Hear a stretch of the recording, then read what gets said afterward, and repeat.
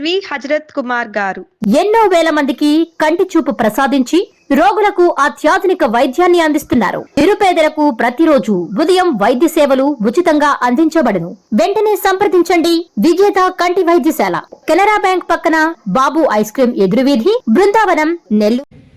మన ముఖ్యమంత్రి వర్యులు 2018లో అమృత పథకం కింద 57 కోట్లు శాంక్షన్ చేస్తే ఈ 57 కోట్ల రూపాయలు నేను చాలా సందర్భాల్లో కూడా చెప్పా, కానీ ఇది అందరికీ అర్థం కావాలనే మళ్ళా కూడా తెలియజేస్తున్నా.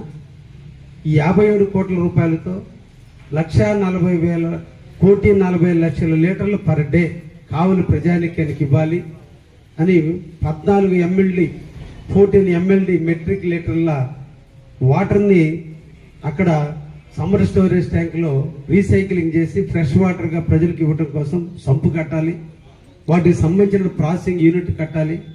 అక్కడి నుంచి 750 ఇప్పుడున్నటువంటి ఈ పైప్ లైన్ ఇది 700, దీనికంటే కొంచెం ఇంకా పెద్దది 750 mm ఉన్నటువంటి దాన్ని ఇది ఇక్కడ ఈ వాటర్ ట్యాంక్ దగ్గరకు నీళ్లు ఎక్కించేదానికి తీసుకురావాలి.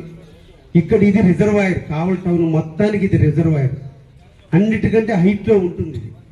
ఈ హైట్లో ఉన్నటువంటి వాటర్ ట్యాంక్ ఎక్కిస్తే ఇక్కడి నుంచి కావల్ టౌన్లో ఉన్నటువంటి అన్ని వాటర్ ట్యాంకులకి ఇక్కడి నుంచి నీళ్ళు వెళ్ళాలన్నప్పుడు ఆనాడు ఉన్నటువంటి 57 కోట్లలో 7 ELSRలు, ఇది OHBR, అది ఓన్లీ ప్రజలకి అప్పటికప్పుడు నీళ్లు అందించేదానికి కట్టినటువంటి వాటర్ ట్యాంకుల్ని 7 ప్రాంతాల్లో నిర్మాణం చేసి ఇక్కడి నుంచి ఆ వాటర్ ట్యాంకులకి నీళ్లు పంపించి అక్కడి నుంచి ప్రజలకు ఆ ప్రాంతంలో ఉన్నటువంటి ప్రజానికానికి ఇంటింటికి నీళ్లు ఇవ్వాలనే ఉద్దేశంతో 57 కోట్లు శాంక్షన్ చేపిస్తే ఆనాటి పాలకులు, గత ప్రభుత్వ నాయకులు, ఈరోజు కావుల కోసం అభివృద్ధి ప్రదాతలను సోగలు చెప్పుకునే నాయకులు, కాంట్రాక్టర్లు కుమ్మక్కై ఈరోజు కావలికి తీరని ద్రోహం చేసి కావలి పేద బడుగు బలహీన వర్గాలు నీళ్లు తాగకుండా చేసి ఈ రోజు కూడా ఎక్కడో దూర ప్రాంతాల్లో, కొండ ప్రాంతాల్లో, ఆదివాసీలకి నీళ్లు లేని ప్రాంతాల్లో కూడా ఇంటికి నీళ్లు అందిస్తున్నటువంటి పరిస్థితుల్లో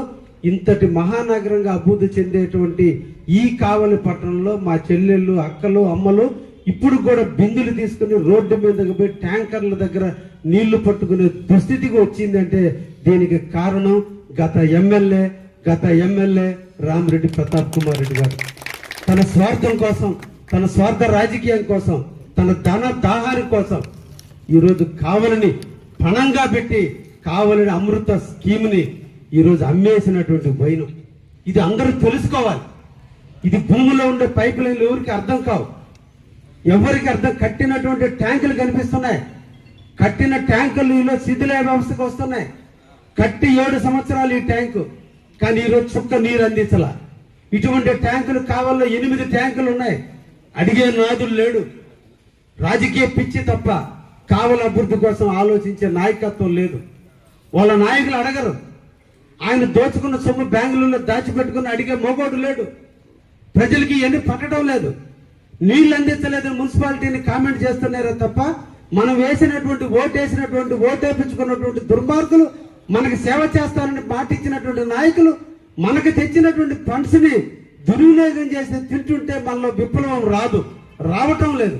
కాబట్టి వాళ్ళు ఈ రోజున తగుదనమ్మా అని చెప్పి మళ్ళా ప్రజల్లోకి వచ్చి అభివృద్ధి ప్రదాతలు, కావల కోసమే పుట్టినటువంటి ధీరోదాత్తులుగా ఈ రోజు చాలా మంది అవుతున్నారంటే మనలో అలసత్వం ఉండబట్టే నాయకులు ధైర్యంగా ప్రజల దగ్గరకు రాగలుగుతున్నారు.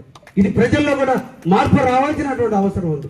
14 కోట్ల రూపాయల దుర్వినియోగం, 14 కోట్ల రూపాయల అవినీతి జరిగితే పేద బడుగు బలహీన వర్గాల కోసం ఈ ELSR నుంచి ఇందిరమ్మ కాలనీలు కానీ, బాలకృష్ణ నగర్ కానీ, బుడంగుంట కాలనీలు కానీ, మద్దురుపాడు కానీ, వైకుంఠపురం కానీ, మన రాజీవ్ నగర్ ప్రాంతంలో కానీ, ఈ ఏరియాలో అన్నింటిలో కూడా ముస్లూరు ప్రాంతంలో కానీ 7,501 ఇళ్లకి ఉచితంగా ప్రభుత్వం డబ్బులతోటి ప్రతి ఇంటికి 1/2 ఇంచు వాటర్ ఇచ్చేటట్టు ట్యాప్ బిగించాల్సినటువంటి స్కీమ్ని కాంట్రాక్టర్లు, ఆనాడు ఉన్నటువంటి అధికారులు, ఆనాడు ఉన్నటువంటి పాలకులు కలిసి దోచుకున్న వైనం వల్ల 7 సంవత్సరాల నుంచి శిథిలాలైన ఈరోజు మన కావలి మున్సిపాలిటీకి సంబంధించిన వాటర్ ట్యాంకులు